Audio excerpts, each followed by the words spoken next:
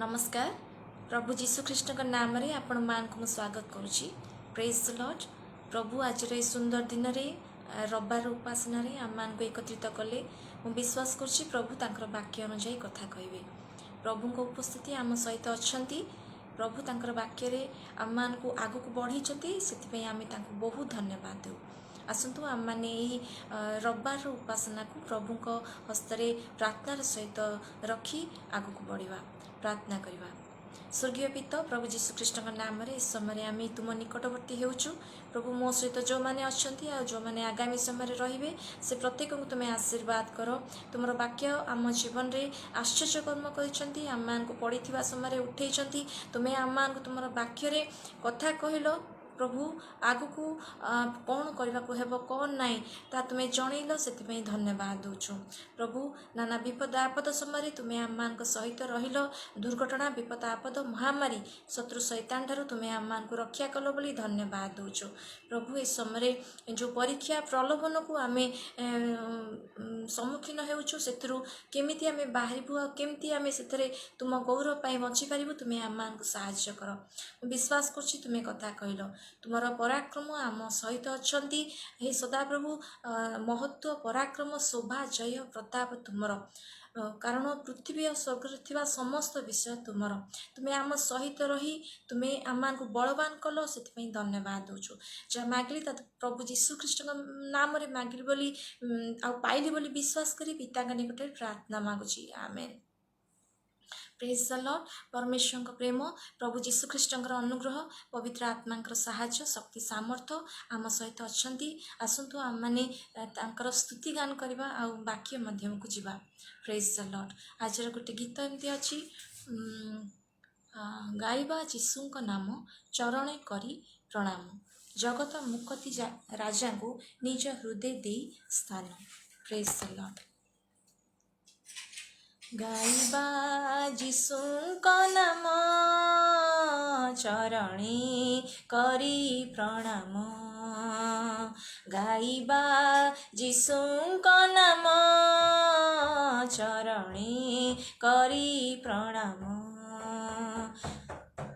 गाइबा जीशुको नाम चरणे करी प्रणाम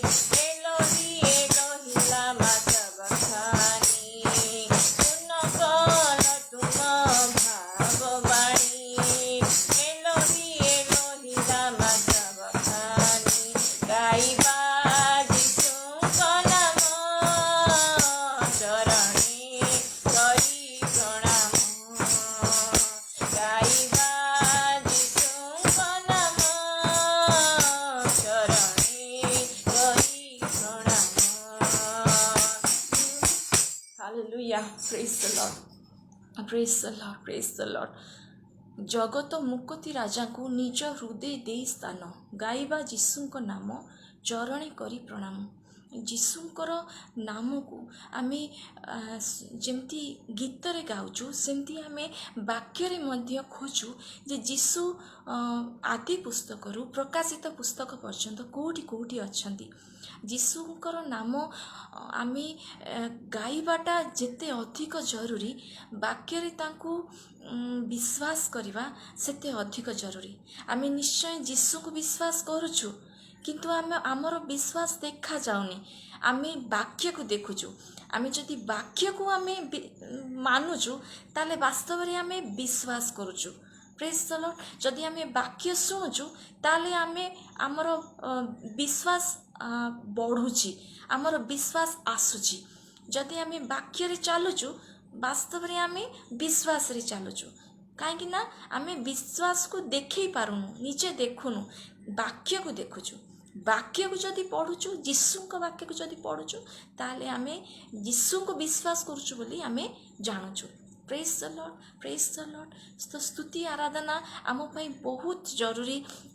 ଈଶ୍ୱରଙ୍କ ପାଖରେ ବସିବା, ଯୀଶୁଙ୍କ ନାମରେ ପ୍ରାର୍ଥନା କରିବା ଆମ ପାଇଁ ବହୁତ ଜରୁରୀ। ଆମର ପରୀକ୍ଷା ପ୍ରଲୋଭନ ସମୟରେ ଆମେ ଯେତେ ଅଧିକ ପ୍ରଭୁଙ୍କ ବାକ୍ୟ ପଢ଼ୁ, ଶିଖୁ, ଶୁଣୁ, ଆମ ଜୀବନରେ ନା ପ୍ରଭୁଙ୍କର ଉପସ୍ଥିତି ଅଛି ବୋଲି ଆମେ ଜାଣିପାରୁ। ପ୍ରଭୁ ଯୀଶୁ ଆମକୁ କେବେ ଛାଡ଼ିକି ଯାଆନ୍ତି ନାହିଁ, ସେ ଅଛନ୍ତି, କିନ୍ତୁ ଆମେ ଜାଣିପାରିନଥାଉ। ପ୍ରେଜ୍ ଦ ଲର୍ଡ। କିନ୍ତୁ ଯେତେବେଳେ ଆମେ ତାଙ୍କର ପାଖକୁ ଫେରିଥାଉ, ମନ ପରିବର୍ତ୍ତନ କରିଥାଉ, ଅନୁତାପ କରିଥାଉ, ବାକ୍ୟ ପଢ଼ିଥାଉ, ପ୍ରାର୍ଥନା କରିଥାଉ, ସେତେବେଳେ ଆମକୁ ଜଣାପଡ଼େ ଯେ ପ୍ରଭୁ ଆମ ସହିତ ଅଛନ୍ତି। ପ୍ରଭୁ ଆମକୁ ବିଶ୍ୱାସରେ ବଳବାନ କରିବାକୁ ଚାହାନ୍ତି। ପରୀକ୍ଷା ପ୍ରଲୋଭନ ସେଇଥିପାଇଁ ଆସିବାକୁ ଦେଇଥାନ୍ତି। ପ୍ରେଜ୍ ଦ ଲର୍ଡ। ଆଉ ଗୋଟେ ଗୀତ ଗାଇବା, ଅନନ୍ତ ଜୀବନ ପଥେ ମୋତେ ନେଇଯାଅ, ଯୀଶୁ ରାଜା ପଥେ ମୋର ହାତ ଧରିଥାଅ। ପ୍ରେଜ୍ ଦ ଲର୍ଡ। ଅନନ୍ତ ଜୀବନ ପଥେ ମୋତେ ନେଇଯାଅ, ଯୀଶୁ ରାଜା ପଥେ ମୋର ହାତ ଧରିଥାଅ। ଅନନ୍ତ ଜୀବନ ପଥେ ମୋତେ ନେଇଯାଅ, ଯୀଶୁ ରାଜା ପଥେ ମୋର ହାତ ଧରିଥାଅ। ଯୀଶୁ ରାଜା ପଥେ ମୋର ହାତ ଧରିଥାଅ। ଶୟତାନ ଆଣେ ଯେବେ ପରୀକ୍ଷା ଜୀବନେ, ଆଘାତ କରେ ସେ ଯେ ଖାଲି ଅକାରଣେ। ଶୟତାନ ଆଣେ ଯେବେ ପରୀକ୍ଷା ଜୀବନେ, ଆଘାତ କରେ ସେ ଯେ ଖାଲି ଅକାରଣେ। ଡରିବିନି ପ୍ରଭୁ ତୁମେ ସାହା ହୋଇଥାଅ, ଯୀଶୁ ରାଜା ପଥେ ମୋର ହାତ ଧରିଥାଅ। ଯୀଶୁ ରାଜା ପଥେ ମୋର ହାତ ଧରିଥାଅ। ବିଶ୍ୱାସ ନାବରେ ମୋର ଆସେ ଯେ ଭୋରେ, ଧରିଥାଅ ମଙ୍ଗ ମୋର ହୋଇତା ନାଉରି। ବିଶ୍ୱାସ ନାବରେ ମୋର ଆସେ ଯେ ଭୋରେ, ଧରିଥାଅ ମଙ୍ଗ ମୋର ହୋଇତା ନାଉରି। ଜୀବନ ନୌକା ତୁମେ ପାରି କରି ନିଅ, ଯୀଶୁ ରାଜା ପଥେ ମୋର ହାତ ଧରିଥାଅ। ଯୀଶୁ ରାଜା ପଥେ ମୋର ହାତ ଧରିଥାଅ। ଅନନ୍ତ ଜୀବନ ପଥେ ମୋତେ ନେଇଯାଅ, ଯୀଶୁ ରାଜା ପଥେ ମୋର ହାତ ଧରିଥା ଯୀଶୁ ରାଜା ପଥେ ମୋର ହାତ ଧରିଥା। ପ୍ରେଜ୍ ଦ ଲର୍ଡ, ପ୍ରେଜ୍ ଦ ଲର୍ଡ। ପ୍ରଭୁ ଆପଣମାନଙ୍କୁ ଆଜି କଥା କୁହନ୍ତୁ। ପ୍ରଭୁ ମୋତେ ତାଙ୍କର ପ୍ରକାଶନ ଆଉ ଆପଣମାନଙ୍କୁ ତାଙ୍କ ତରଫରୁ ପ୍ରକାଶନ ଦିଅନ୍ତୁ ବୋଲି ମୁଁ ପ୍ରଭୁ ଯୀଶୁଙ୍କଠାରେ ପ୍ରାର୍ଥନା ରଖିଛି। ପ୍ରେଜ୍ ଦ ଲର୍ଡ। ପରୀକ୍ଷା ପ୍ରଲୋଭନ କାହା ଜୀବନରେ ନ ଆସେ ସମସ୍ତେ ଜାଣିଛନ୍ତି। ଯେଉଁମାନେ ପ୍ରଭୁ ଯୀଶୁଖ୍ରୀଷ୍ଟଙ୍କୁ ବିଶ୍ୱାସ କରିଛନ୍ତି ସେ ପ୍ରତ୍ୟେକଙ୍କ ଜୀବନରେ ପରୀକ୍ଷା ପ୍ରଲୋଭନ ଆସିବ। କେହି କହିପାରିବେନି ଯେ ପରୀକ୍ଷା ଆମ ଜୀବନରେ ଆସିବ ନାହିଁ। ତାହେଲେ ଦୁଇଟି ବାକ୍ୟ ଏମିତି ଆମେ ଦେଖୁ ପରୀକ୍ଷା ବିଷୟରେ। ଯାକୋବ 1:12 ଲେଖା ଅଛି, ଯେଉଁ ଲୋକ ପରୀକ୍ଷା ସହ୍ୟ କରେ ସେ ଧନ୍ୟ। ଅର୍ଥାତ୍ ଯେ ଏହାର ବିରୋଧ କରେ, ଯେ ପରୀକ୍ଷାର ବିରୋଧ କରେ ଆଉ କୃଷିୟ ରକ୍ତ ଦ୍ୱାରା ହିଁ ସେ ବିଜୟ ହୁଏ। ପରୀକ୍ଷା ପ୍ରତ୍ୟେକଙ୍କ ପାଇଁ ଅଛି। କେହି କହିପାରିବେନି ଯେ ମୋ ଜୀବନରେ ପରୀକ୍ଷା ଆସିବନି।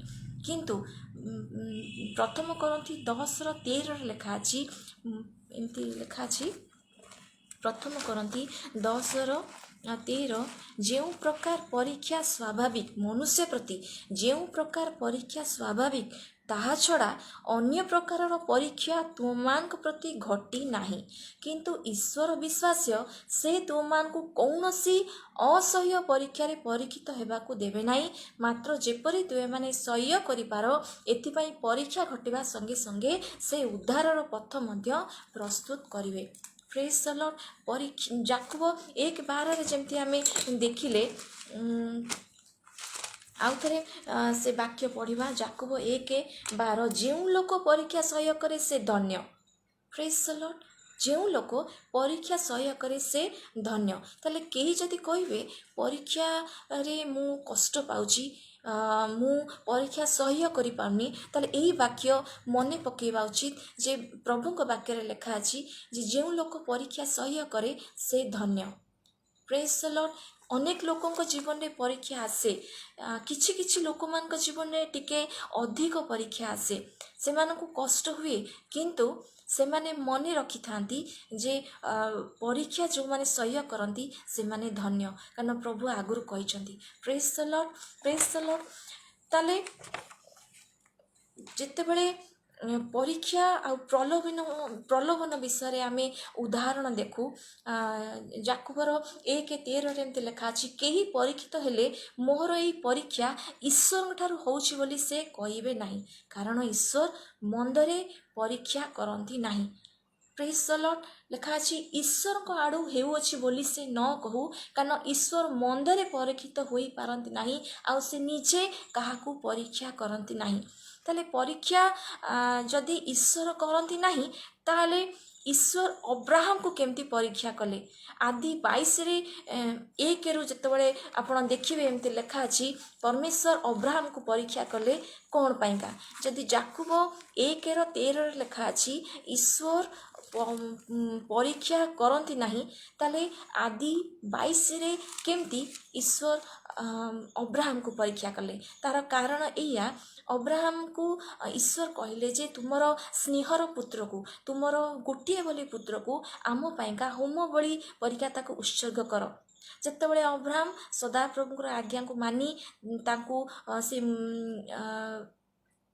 ଲେଖା ଅଛି 5:6, ସେତେବେଳେ ଅବ୍ରାହମ ସେହି ଦାସମାନଙ୍କୁ କହିଲେ, କେଉଁମାନେ? ଯେଉଁମାନଙ୍କୁ ନେଇକି ଯାଇଥିଲେ ଅବ୍ରାହମ, ତାଙ୍କର ପୁଅ ଇସାକ ଆଉ ଅନ୍ୟ ଦାସମାନେ ଯେଉଁମାନେ ଅବ୍ରାହମଙ୍କ ସହିତ ଯାଇଥିଲେ, ଅବ୍ରାହମ ତାଙ୍କର ଦାସମାନଙ୍କୁ ଅଟକେଇ ଦେଉଛନ୍ତି, ନିଜେ ତାଙ୍କର ପୁଅ ଇସାକକୁ ନେଇକି ପର୍ବତ ଉପରକୁ ଯାଉଛନ୍ତି। ଲେଖା ଅଛି ସେତେବେଳେ ଅବ୍ରାହମ ସେହି ଦାସମାନଙ୍କୁ କହିଲେ, ତୁମେମାନେ ଏହି ସ୍ଥାନରେ ଗଧ ସହିତ ଥାଅ, ମୁଁ ଓ ବାଳକ ଦୁହେଁ ସେ ସ୍ଥାନକୁ ଯାଇ ଆରାଧନା କରି ପଛେ ତୁମମାନଙ୍କ ନିକଟକୁ ଫେରି ଆସିବା। ତେଣୁ ଅବ୍ରାହମ ଯଜ୍ଞକାଷ୍ଠ ଘେନି ଆପଣା ପୁତ୍ର ଇସାକର ସ୍କନ୍ଧରେ ଦେଇ ନିଜ ହସ୍ତରେ ଅଗ୍ନି ଓ ଛୁରିକା ଘେନିଲେ, ପୁଣି ଦୁହେଁ ଏକତ୍ର ଚାଲିଗଲେ। ପ୍ରେଜ୍ ଦ ଲର୍ଡ, ପ୍ରେଜ୍ ଦ ଲର୍ଡ। ଯେତେବେଳେ ଇସାକ ପଚାରୁଛନ୍ତି ଯେ କାହାକୁ ଉତ୍ସର୍ଗ କରାଯିବ, ସେତେବେଳେ ଅବ୍ରାହମ କହୁଛନ୍ତି 7, ଇସାକ ଆପଣା ପିତା ଅବ୍ରାହମକୁ ଡାକି କହିଲେ, ହେ ମୋର ପିତା। ତହିଁରେ ସେ ଉତ୍ତର ଦେଲେ, କହିଲେ ପୁତ୍ର ଦେଖ ମୁଁ ଏଠାରେ। ସେତେବେଳେ ସେ ପଚାରିଲା ଏଇ ଦେଖ ଅଗ୍ନି ଓ କାଷ୍ଠ ମାତ୍ର ହୋମ ନିମନ୍ତେ ମେଣ୍ଢା ଛୁଆ କାହିଁ। ସେଠି ଅବ୍ରାହମ ତାଙ୍କର ପୁଅକୁ ଉତ୍ତର ଦେଉଛନ୍ତି ସଦାପ୍ରଭୁ ଯୋଗେଇବେ। ସେତେବେଳେ ସଦାପ୍ରଭୁ ଯୋଗେଇ ନଥିଲେ, ସଦାପ୍ରଭୁ ସିଧା ସିଧା ପରିଷ୍କାର କହିଦେଇଥିଲେ ତୁମେ ଆପଣାର ସ୍ନେହର ପୁତ୍ରକୁ ନେବ, ଇସାକୁ ଘେନି ମୋରିଆ ଦେଶକୁ ଯାଅ, ଆଉ ଆମ୍ଭେ ସେହି ଦେଶରେ ଯେଉଁ ପର୍ବତ କହିବା ସେହି ପର୍ବତ ଉପରେ ତାକୁ ହୋମାର୍ଥେ ଉତ୍ସର୍ଗ କର। ଯେତେବେଳେ ତାଙ୍କର ପୁଅ ଇସାକ ପଚାରୁଛନ୍ତି ବାପା ଅବ୍ରାହମକୁ ଯେ ମେଷ ଛୁଆ କାହିଁ, ସେଠି ଅବ୍ରାହମ କହୁଛନ୍ତି ସଦାପ୍ରଭୁ ଯୋଗାଇବେ। 8ରେ ପୁତ୍ର ପରମେଶ୍ୱର ଆପେ ହୋମ ପାଇଁ ମେଣ୍ଢା ଛୁଆ ଯୋଗାଇବେ। ତହୁଁ ଦୁହେଁ ଏକତ୍ର ଚାଲିଗଲେ। ଯେତେବେଳେ ଅବ୍ରାହମ ପ୍ରସ୍ତୁତ ହେଉଛନ୍ତି ଇସାକକୁ ହୋମ ବଳି ପାଇଁକା ଉତ୍ସର୍ଗ କରିବା ପାଇଁ, ସେତେବେଳେ ସଦାପ୍ରଭୁଙ୍କ ଦୂତ ତାଙ୍କୁ ଅଟକେଇ ଦେଉଛନ୍ତି ଆଉ ଡାକି ଦେଉଛନ୍ତି ରୁହ ରୁହ, ଅଟକେଇ ଦେଉଛନ୍ତି। ତ ସେଠି କ'ଣ ପାଇଁକା ସଦାପ୍ରଭୁ ପରୀକ୍ଷା କଲେ ତାର କାରଣ ମଧ୍ୟ କହୁଛନ୍ତି। ଲେଖା ଅଛି ଆଦି 22:12 ତହିଁରେ ସେ କହିଲେ କିଏ, ସଦାପ୍ରଭୁଙ୍କ ଦୂତ ଡାକିକି ଅବ୍ରାହମକୁ କହିଲେ ତୁମେ ସେହି ବାଳକର ପ୍ରତିକୂଳରେ ହସ୍ତ ବିସ୍ତାର କର ନାହିଁ ଓ ତାହା ପ୍ରତି କିଛି କର ନାହିଁ, କାରଣ ପରମେଶ୍ୱରଙ୍କ ପ୍ରତି ତୁମର ଭୟ ଅଛି, ଏହା ଏବେ ଆମ୍ଭେ ବୁଝିଲୁ। ଯେହେତୁ ତୁମ୍ଭେ ଆମକୁ ଆପଣାର ପୁତ୍ର, ଆପଣାର ଏକମାତ୍ର ପୁତ୍ର ଦେବାକୁ ହିଁ ଅସମ୍ମତ ନୋଇଲ। ସେତେବେଳେ ଅବ୍ରାହମ ଅନାଇ ଆପଣା ପଛଆଡ଼େ ବୁଦାର ଲତାରେ ବଧଶୃଙ୍ଗ ଗୋଟିଏ ମେଷ ଦେଖିଲେ। ତହିଁରେ ଅବ୍ରାହମ ଯାଇ ସେହି ମେଷକୁ ଆଣି ଆପଣା ପୁତ୍ର ବଦଳରେ ତାକୁ ହୋମ ନିମନ୍ତେ ଉତ୍ସର୍ଗ କଲେ। ଆଉ ସେହି ସ୍ଥାନର ନାମ କ'ଣ ଦେଲେ ନା ଜିହୋବା ଜିରି। ଅବ୍ରାହମକୁ ପରମେଶ୍ୱର ପରୀକ୍ଷା କାହିଁକି କଲେ, କାରଣ ଏଠି ଆଦି 22:1 ସଦାପ୍ରଭୁ ଅବ୍ରାହମକୁ ପରୀକ୍ଷା କଲେ। କାହିଁକି କଲେ ତାର 12ରେ ଲେଖା ଅଛି ଯେ ଅବ୍ରାହମ ସଦାପ୍ରଭୁଙ୍କୁ ଭୟ କରୁଛନ୍ତି ନା ନାହିଁ, ଆଜ୍ଞାବହ ହେଉଛନ୍ତି ନା ନାହିଁ, ତାହା ଜାଣିବା ପାଇଁ ସଦାପ୍ରଭୁ ପରୀକ୍ଷା କଲେ। ପ୍ରେଜ୍ ଦ ଲର୍ଡ, ପ୍ରେଜ୍ ଦ ଲର୍ଡ। ତ ଆମକୁ ଆମର ବିଶ୍ୱାସକୁ ମଧ୍ୟ ସଦାପ୍ରଭୁ ପରୀକ୍ଷା କରିଥାନ୍ତି। ଏମିତି ଯେତେବେଳେ ଯାକୁବ 1:2 ମଧ୍ୟ ଲେଖା ଅଛି ଯେ ହେ ମୋର ଭାଇମାନେ, ତୁମେମାନେ ଯେତେବେଳେ ନାନା ପ୍ରକାରର ପରୀକ୍ଷାରେ ପରୀକ୍ଷିତ ହୁଅ, ସେତେବେଳେ ତାହା ବିଶେଷ ଆନନ୍ଦର ବିଷୟ ମନେ କର। ପରୀକ୍ଷା ସିଦ୍ଧ ବିଶ୍ୱାସ ସେ ଧୈର୍ଯ୍ୟ ଉତ୍ପନ୍ନ କରେ, ଏହା ଜାଣିଥାଅ। କାରଣ ଈଶ୍ୱର ପ୍ରତ୍ୟେକଙ୍କର ଅନ୍ତଃକରଣକୁ ଜାଣିଛନ୍ତି। ସେ ଜାଣିଛନ୍ତି ଆମକୁ ଆମର ବିଶ୍ୱାସକୁ ମଜବୁତ କରିବା ପାଇଁ, ଆମର ମୂଳଦୁଆ ଯେ ବାକ୍ୟ, ଆମର ମୂଳଦୁଆ ଯେ ନିଜେ ଯୀଶୁଙ୍କ ଉପରେ ଆମର ବିଶ୍ୱାସ ହିଁ ଆମକୁ ମଜବୁତ କରୁଛି, ଆମର ମୂଳଦୁଆକୁ ମଜବୁତ କରୁଛି। ଯଦି ତା ଟିକିଏ ଢିଲା ହେଇଯିବ, ଟିକିଏ ଛିଦ୍ର ହେଇଯିବ, ତାହେଲେ ଆମର ଖ୍ରୀଷ୍ଟୀୟ ଜୀବନର ପତନ ହେଇଯିବ। ସେଥିପାଇଁକା ଈଶ୍ୱର ଆମର ବିଶ୍ୱାସକୁ ମଜବୁତ କରିବାକୁ ଯାଇ ସେ ଆମ ଜୀବନରେ ପରୀକ୍ଷା ପ୍ରଲୋଭନକୁ ଆସିବାକୁ ଦେଇଥାନ୍ତି। ଯେମିତି ଅବ୍ରାହମକୁ ସେ ପରୀକ୍ଷା କଲେ। କ'ଣ ଅବ୍ରାହମକୁ ପରମେଶ୍ୱର ଗୋଟିଏ ପୁଅ ଦେଇଥିଲେ କ'ଣ ନେଇଯିବା ପାଇଁକି? କିନ୍ତୁ ଅବ୍ରାହମ ବିଶ୍ୱାସ କଲେ, ସେ ଈଶ୍ୱରଙ୍କର ଇଚ୍ଛା ଅନୁଯାୟୀ କାମ କରିବା ପାଇଁକା ସେ ଆଜ୍ଞାବହ ହେଲେ। ସେଇଥିପାଇଁକା ଈଶ୍ୱର କହିଲେ ଯେ ତୁମେ ଆମକୁ ଭୟ କରୁଛ ଆଉ ନିଜର ଏକ ବୋଲି ପୁଅକୁ ଦେବାକୁ ତୁମେ ମନା କଲ ନାହିଁ। ଏଥିପାଇଁ ଆମେ ତୁମର ବଂଶକୁ ଅତିଶୟ ବୃଦ୍ଧି କରିବା। ଆମେ ତୁମର ଲେଖା ଅଛି 22:16-17 ସଦାପ୍ରଭୁ କହୁଛନ୍ତି। 15ରେ ଲେଖା ଅଛି ସଦାପ୍ରଭୁଙ୍କ ଦୂତ ଦ୍ୱିତୀୟ ଥର ଆକାଶରୁ ଅବ୍ରାହମକୁ ଡାକି କହିଲେ, ସଦାପ୍ରଭୁ କହୁଅଛନ୍ତି ତୁମ୍ଭେ ଆମକୁ ଆପଣାର ଏକମାତ୍ର ପୁତ୍ର ଦେବାକୁ ଅସମ୍ମତ ନୋଇଲ। ତୁମର ଏଇ କର୍ମ ସକାଶୁ ଆମ୍ଭେ ଆପଣା ନାମରେ ଶପଥ କରି କହୁଅଛୁ, ଆମେ ତୁମକୁ ଅବଶ୍ୟ ଆଶୀର୍ବାଦ କରି ଆକାଶର ତାରାଗଣ ସମୁଦ୍ରର ବାଲି ପରି ତୁମର ବଂଶ ଅତିଶୟ ବୃଦ୍ଧି କରିବା। ତୁମର ବଂଶ ଶତ୍ରୁଗଣର ନଗର ଦ୍ୱାର ଅଧିକାର କରିବେ। ପ୍ରେଜ୍ ଦ ଲର୍ଡ। ପୁଣି 18 ଲେଖା ଅଛି, ପୁଣି ପୃଥିବୀସ୍ଥ ସମସ୍ତ ଜାତି ତୁମର ବଂଶ ଦ୍ୱାରା ଆଶୀର୍ବାଦ ପ୍ରାପ୍ତ ହେବେ, ଯେହେତୁ ତୁମେ ଆମର ବାକ୍ୟ ପାଳନ କରିଅଛ। ସଦାପ୍ରଭୁ ଅବ୍ରାହମଙ୍କର ବିଶ୍ୱାସକୁ ବି ଦେଖିଲେ, ସଦାପ୍ରଭୁ ଅବ୍ରାହମଙ୍କର ଆଜ୍ଞାବହତାକୁ ବି ଦେଖିଲେ। ତ ଠିକ୍ ସେମିତି ଯେତେବେଳେ ଆମ ଜୀବନରେ ପରୀକ୍ଷା ଆସିବ, ତାପରେ ଯାଇକି ଆଶୀର୍ବାଦ ଆସିବ। ପରୀକ୍ଷା ଆସିବ ସମସ୍ତଙ୍କ ଜୀବନରେ, ନିଶ୍ଚୟ ଆସିବ। କିନ୍ତୁ ପରୀକ୍ଷାରେ ଯଦି ଆମେ ପଡ଼ିଯାଉଛୁ ବା ପରୀକ୍ଷାରେ ଆମେ ସମର୍ପିତ ହୋଇକି କିଛି କରିଦେଉଛୁ, ସେଇଟା ହିଁ ପରାଜୟ।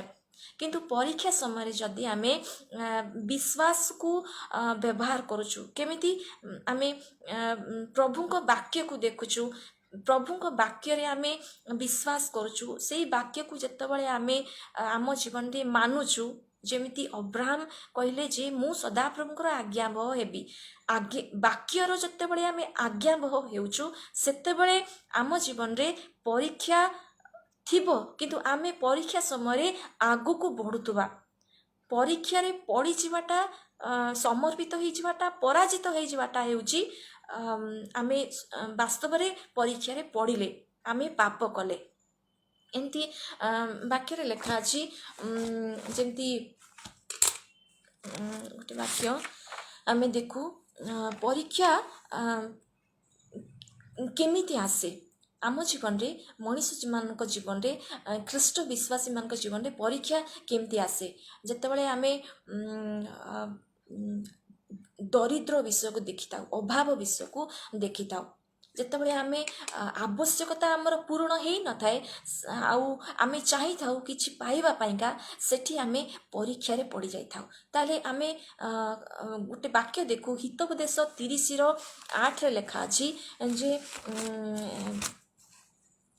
असारता मिथ्या कथा मो ठारू दूर कर मते दरिद्रता की धन दियो नाही मो पड़ीर भाग दे मते प्रतिपोषण कर दरिद्रता अभाव ए सब तो जागतिक विषय आज कहार अधिक अछि काली कहार कम थिबो ता माने नुहे दरिद्रता बा अभाव जदि आम जीवन रे आसिला आमे प्रभु को छाड़ी देबा आमे सेई दरिद्रता को सामना रे रखिकी आमे प्रभु को वाक्य को हेय ज्ञान करिकी प्रभु को न पचारिकी किछि करि देबा जदि ता करूछु ताले आमे वास्तव रे हारि जाउछु आमे परीक्षा रे पड़ी जाउछु ताले दरिद्रता गोटे मूल कारण अभाव गोटे मूल कारण हेई पारे आमको परीक्षा प्रलोभन रे पक्कई दबा पाइका आ गोटे वाक्य समृद्धि जतबळे आमे अधिक किछि पाइबा को चाहि थाउ अधिक किछि निजर फ्यूचर निजर कैरियर पाइका आमे किछि भाबी देई थाउ सेतबळे आमे परीक्षा प्रलोभन रे पड़ी जाई थाउ जेमति एठी लेखा गला नरे हितोपदेश 30:9 नहिले मु परितृप्त हेबी तुमको अस्वीकार करी कहिबी सदा प्रभु किए बा दरिद्र हेले चोरी करी आपना परमेश्वर को नाम मिथ्या रे नेबी प्रेज द लॉर्ड जेतेबेले सेमती पूरा नूतन नियम रे मध्य लेखा हिची प्रथम तिमोथी तार 6:9 प्रथम तिमोथी तार 6:9 रे लेखा अछि प्रथम तिमोथी हां जो माने धनी हेबा को इच्छा करती से माने परीक्षा और फांदरे पुणी अनेक प्रकार असंगत क्षतिजनक अभिलाष रे पड़ती यही सबू मनुष्य को ध्वंस और विनाश रूप सागर रे मग्न करे तो परीक्षा प्रलोभन एमती आसीपे जितेबाला आमर दरिद्रता आम सामने थिबो आ आमे समृद्धि को आशा करथबु सेथिपाइका आमे सेइथरे बसवर्ती हेई जहा सामना को आसिला आमे ताहाको स्वीकार कर दै थाउ सेथिपाइका साधु पाउल प्रथम तिमोथी 6:9 रे कहिले जे धनी हेबा को जदि आमे इच्छा करि थाउ ताले परीक्षा आ फांदरे पड़ी थाउ किंतु 8 रे लेखा अछि जदि अन्न वस्त्र आम पाइका अछि ताले यथेष्ट प्रेज द लॉर्ड लेखा अछि 10 रे कारण धन लोभ समस्त अनिष्टर मूल केही केही सेथिरे आसक्त होई विश्वास त्याग करी पथभ्रष्ट होई अछंती पुनी बहु दुखरे आपना आपना हृदय विदीर्ण करी अछंती प्रेज द लॉर्ड जदि धनी हेबा को इच्छा करूछु जदि धनी हेई भी गलु ताले आमे प्रभु को पाखु को फेरी पारि न थाउ कारण सेटा आम पाइका फांद परिका हेई थाए प्रभु को ठारू दूरे चली जिबा पाइका लेखा हला जे केही केही सेथरे आसक्त होई विश्वास त्याग करी पथभ्रष्ट होई अछंती कहा ऊपर विश्वास त्याग होई थाए जीसु को ऊपर विश्वास त्याग होई थाए आ विश्वास त्याग हेबा द्वारा परिणाम पथभ्रष्ट होई थांती आ बहु दुख रे विदीर्ण होई जांती से माने जहाँ टिकिए पाई थांती से माने अधिक पाइबा आशा रे से माने आगु को बढ़ी जांती से माने फेरी पारंती नहीं तो धन लोभ परीक्षा प्रलोभन गोटे कारण हेई पारे प्रेज द लॉर्ड सी हमर विश्वास को त्याग करिया पाई काम करिपारे ताले किए आणे परीक्षा प्रलोभन शैतान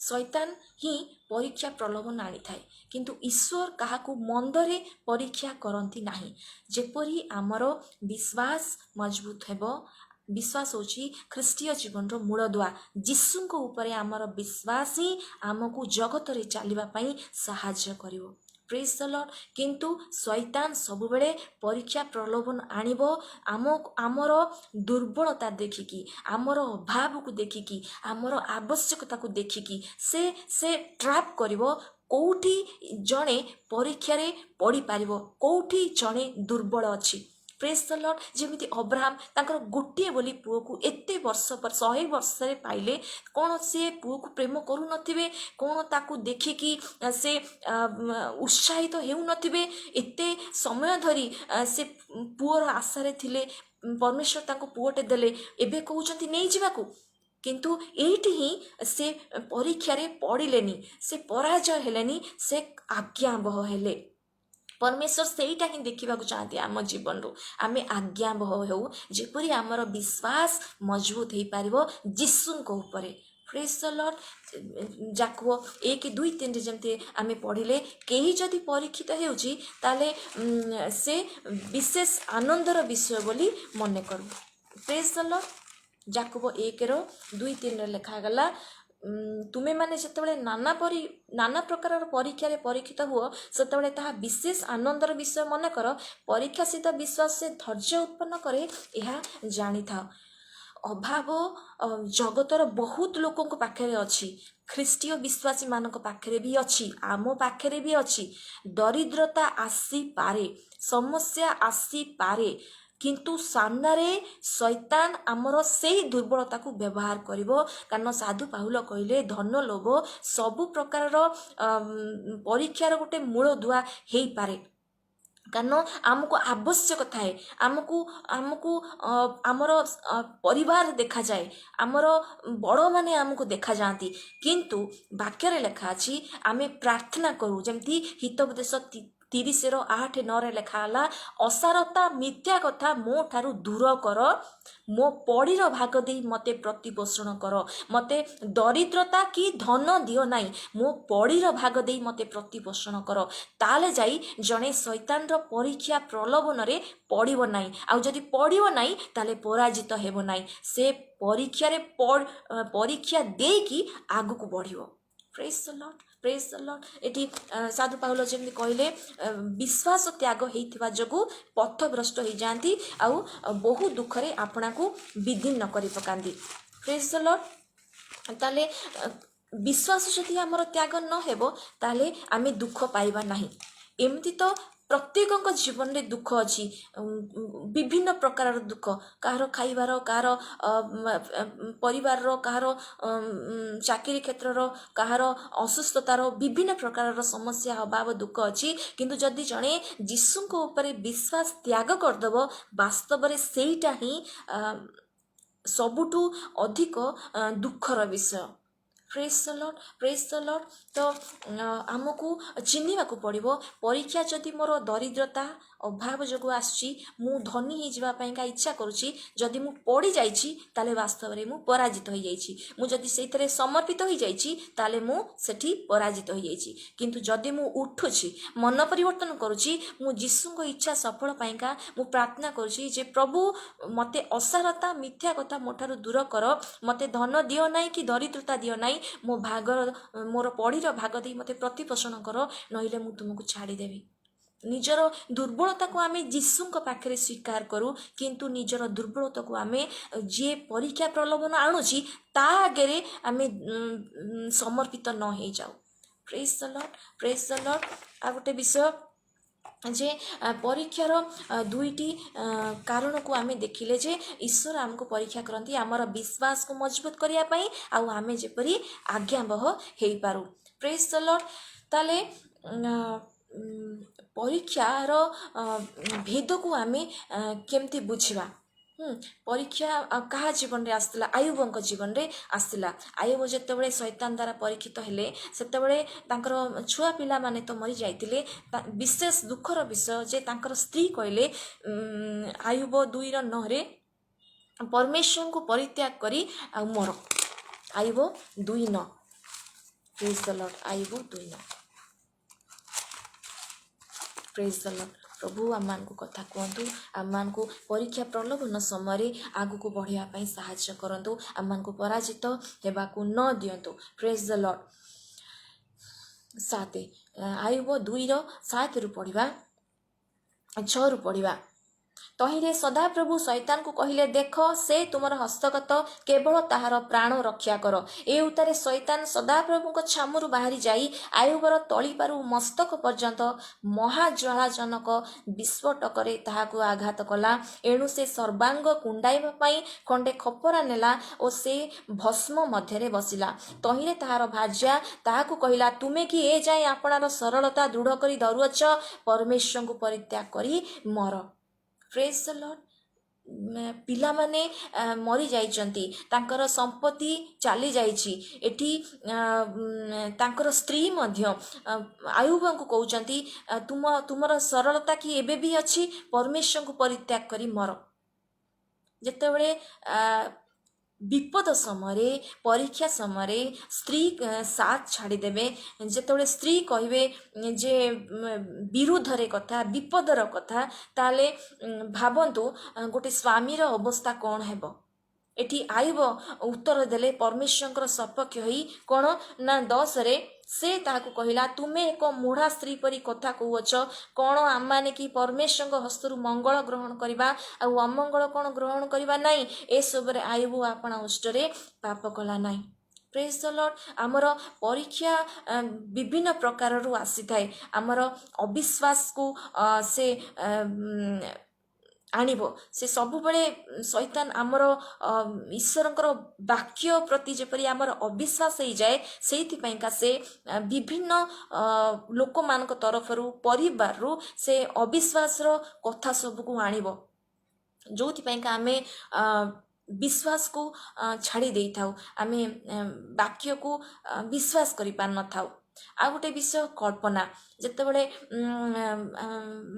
ମାଥ୍ୟୁ 4:6 ଶୈତାନ ପ୍ରଭୁ ଯୀଶୁଙ୍କୁ କହିଲେ, ଏଇ ମନ୍ଦିରରୁ ତଳକୁ ଡେଇଁ ପଡ଼।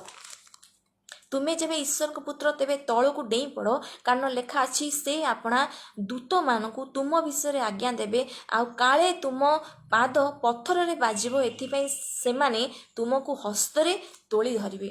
ଏଠି କ'ଣ ହେଇଛି ନା ଗୋଟିଏ ଥର ଶୈତାନ ପରୀକ୍ଷା କରିଛି 4ରେ ଯେ ଏଇ ପଥର ଗୁଡ଼ାକ ରୁଟି ହେବା ପାଇଁ ଆଜ୍ଞା ଦିଅ। ପ୍ରେଜ୍ ଦ ଲର୍ଡ। ସେଠୁ ପ୍ରଭୁ ଯୀଶୁ କହିଲେ, ମଣିଷ କେବଳ ରୁଟିରେ ବଞ୍ଚିବ ନାହିଁ, ମାତ୍ର ଈଶ୍ୱରଙ୍କ ମୁଖରୁ ନିର୍ଗତ ପ୍ରତ୍ୟେକ ବାକ୍ୟରେ ବଞ୍ଚିବ। ପୁଣି ଥରେ ଶୈତାନ ଦ୍ୱିତୀୟ ଥର ତାଙ୍କୁ ନେଇଗଲେ ପୁଣ୍ୟ ନଗରୀକୁ, ମନ୍ଦିରର ଛାତ ଉପରେ ଠିଆ କରାଇ କହିଲେ, ତଳକୁ ଡେଇଁ ପଡ଼। ବାକ୍ୟରେ ଲେଖା ଅଛି ପରମେଶ୍ୱର ତାଙ୍କର ଦୂତ ପଠାଇ ତୁମକୁ ରକ୍ଷା କରିବେ। ଏଠି ପ୍ରଭୁ ଯୀଶୁ ଉତ୍ତର କ'ଣ ଦେଉଛନ୍ତି? ଯୀଶୁ ତାକୁ ଉତ୍ତର ଦେଲେ, ଆହୁରି ଲେଖା ଅଛି, ତୁମେ ପ୍ରଭୁ ଆପଣା ଈଶ୍ୱରଙ୍କୁ ପରୀକ୍ଷା କରିବ ନାହିଁ। ତାମାନେ ଶୈତାନ ସବୁବେଳେ ମନ୍ଦ କଳ୍ପନା ଆଣିବ, କିଛି ଏମିତି ଘଟେଇ ଦେବା ପାଇଁ ଯାହାକି ଆମେ ଈଶ୍ୱରଙ୍କୁ ପରୀକ୍ଷା କଲା ପରିକା ହେବ। ଯେମିତି କେତେବେଳେ ଆମର ପ୍ରାର୍ଥନାର ଉତ୍ତର ଯଦି ଆସିନଥାଏ, ଆମେ କହିଥାଉ, ତୁମେ କ'ଣ ଆମ ପ୍ରାର୍ଥନା ଶୁଣୁନ? ଆମେ ଯେତେବେଳେ କାହାକୁ ସାହାଯ୍ୟ କରିଥାଉ ଆଉ ଆମର ଆବଶ୍ୟକତା ସମୟରେ ଆମକୁ କେହି ସାହାଯ୍ୟ କରିନଥାନ୍ତି, ସେତେବେଳେ ଆମେ କହିଥାଉ, ପ୍ରଶ୍ନ କରିଦେଇଥାଉ, କ'ଣ ମୁଁ କ'ଣ ତୁମ ନାମରେ କାହାକୁ ସାହାଯ୍ୟ କଲିନି? ମୋ ପାଖକୁ ସାହାଯ୍ୟ ଆସୁନି।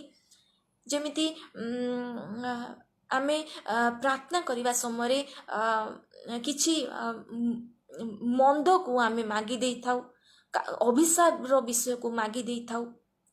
ଯେମିତି ଆମର କଳ୍ପନା ସବୁବେଳେ ମନ୍ଦ ଆସିଯାଇଥାଏ, କେହି ଅଟକେଇ ପାରିବେନି।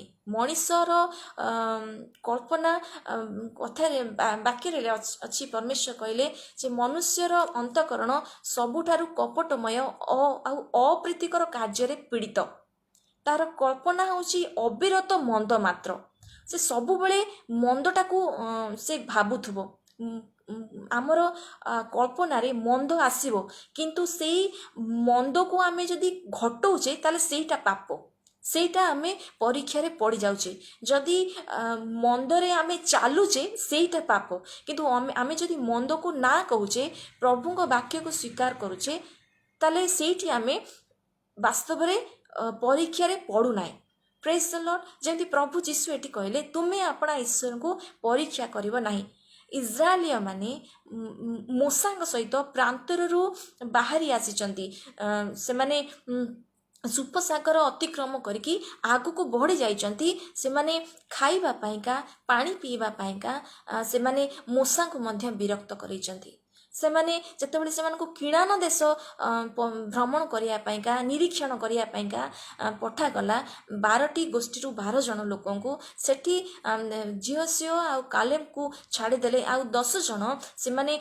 अन्य इस्राएलियो मानको भय देले जे किणानिया लोक माने अनाकार संतान परी सेमानक आगे आमे फड़िंग परिका माछी परिका से माने परमेश्वर को परमेश्वर आश्चर्य को देखी देखी के आसते मिस्र रे पुणी सुपसागर जे मूसांकर प्रार्थना रे सदाप्रभु पूर्व वायु बहाइले आ समुद्र को पछ को हटाई देले इस्राएलिया मानक सामना रे इस्राएलिया माने समुद्र भितरे पथ प्रस्तुत हैला से माने गोटे पारी आउ गोटे पारी की गले तथापि मध्य से माने मूसा को विरक्त हेले आ सदा प्रभु को परीक्षा कले खाइबा पीवा पाइका कौन सी प्रकार आवश्यकता पाइका जदि आमे विरक्त होउछु आमे हमर कल्पना रे कोन कोन भाबी कि आमे जदि प्रार्थना करूछु ताले सेटा पाप परीक्षा रे पड़ी गला परिका हे जिवो बा सेइथिरु आमे जदि अटकुछु ताले आमे परीक्षा देकी आगु को बढ़ुछु प्रेज द लॉर्ड कारण एठी मध्य प्रभु जीशु कहले ईश्वर को तुम्हें परीक्षा करिवो नाही प्रेज द लॉर्ड आ गोटे विषय जे जेतेबेले सोलोमन जेतेबेले तांकर एठी लेखा हला प्रथम राजावली 11 रे जेतेबेले सोलोमन सदाप्रभुंकर आज्ञा बह हेई चालिले सेतेबेले से आशीर्वाद अधिकारी हेले किंतु जेतेबेले से अन्य अन्य देशीय स्त्री मानकू ग्रहण कले से सेमानक पाइका देवता मान निर्माण कले जोथि पाइका सदाप्रभु ठारू से दूरेले कौन पाई एता हैला ना जौन प्रलोभन जगु तांकर जौन प्रवृत्ति जगु से परीक्षा रे पड़िले एठी प्रथम राजावली 11:3 रे लिखा अछि तांकर 700 राजपत्नी 300 उपपत्नी हेले आउ तांकर पत्नी माने तांकर मन को विपथगामी कले praise the Lord praise the Lord 4 लिखा अछि जे सोलोमन वृद्ध हुअन्ते कारण सोलोमन वृद्ध हुअन्ते एपरि घटला जे तांकर पत्नी माने अन्य देवगण प्रति तांकर मन को विपथगामी कले पुणी तांकर पिता दाऊदंकर अंतकरण परि तांकर अंतकरण सदा प्रभु परमेश्वर प्रति सिद्ध नहिला praise the Lord praise the Lord जदि अंतकरण सिद्ध हेउनी ताले तुमे जेते प्रार्थना कर तुमे जेते वाक्य प्रचार कर ताहा सदाप्रभु दृष्टि ग्रहणीय हेबनी लेखा 5 रे सोलोमन सिदोनिय मानक देवी अस्टारोत और अमोनिय मानक घृणायोग्य मिल्कमर पश्चातगामी हेले पुणी सदाप्रभु दृष्टि रे जहा मंद ताहा सोलोमन कले और आपणा पिता दाऊदक परि संपूर्ण रूपे सदाप्रभुकर पश्चातगामी हेले नाही praise the Lord praise the Lord शुद्ध हृदय सूची विवेक निष्कपट विश्वास रु जात प्रेम ईश्वर चाहती प्रेज द लॉर्ड जदि सोलोमन को परिका जौन प्रवृत्ति रहिबो ई प्रलोभन रहिबो ताले जणे परीक्षा रे पड़िबो प्रेज द लॉर्ड जेंति याकूब तार 1:15-16 याकूब 1:15-16 हाँ प्रत्येक लोक 14-15 किंतु प्रत्येक लोक अपना कामना द्वारा आकर्षित और प्रवंचित हुई परीक्षित हुए ताहापरे कामना गर्भ धारण करी पाप प्रसव करे पुणी पाप पूर्ण मात्रा रे वृद्धि पाई मृत्यु को जन्म दिए praise the Lord praise the Lord. ताले एई विषय को आमको प्रार्थना करिवार अछि जेमिति जदि कौनसी दुर्बलता जदि सलोमन को अटकई पारिलानी ताले भावंतु किए भी से दुर्बलतार पड़ जाई पारे। सलोमनकर 700 राजपत्नी 300 उपपत्नी जहाँद्वारा कि से विपदगामी हो गले। से अन्य अन्य देवतार मंदिर को गढ़ीदेले। से सदाप्रभुंकर मंदिर को गढ़िले। से सदाप्रभु प्रति सिद्ध थिले किंतु तांकर पत्नी माने जे कि अन्य देवता को पूजा करुथिले से पत्नी मान इच्छा से अन्य देवतार मंदिर निर्माण करदेले जहाँ सदाप्रभु दृष्टि मंद है। Praise the Lord.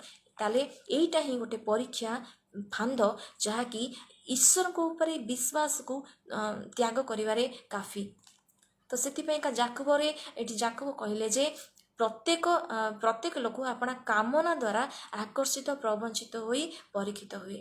ताले आमको जोठी दुर्बलता देखा जाउची सेठी जदि पड़ी जाउचे ताले सेटा ही पराजय। सेठी जणे परीक्षा रे पड़िला बा समर्पित हैला। किंतु जणे जदि कहबो नाई मु परीक्षा रे पड़िबी नाई मु आगु को बढ़िबी जेमती जोसेफ पोटिपर स्त्री तांको शयन करिवा पई जतबळे डाकिले पोटिपर घरे नथिले कि अन्य दास माने घरे नथिले से जोसेफन को बारंबार बाध्य कले तांको सहित संपर्क रखिया पई। किंतु जोसेफ कहिले परमेश्वर को विरुद्ध रे मु केमिति ए पाप करिवि। से पोटिपर को सम्मान दौथिले कारण पोटिपर घरर सबु दायित्व जोसेफ को ऊपर देइथिले।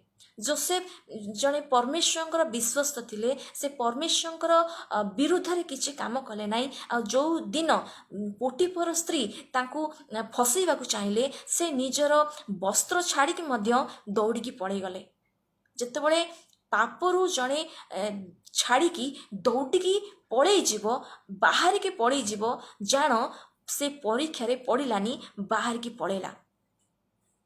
Praise the Lord. Praise the Lord.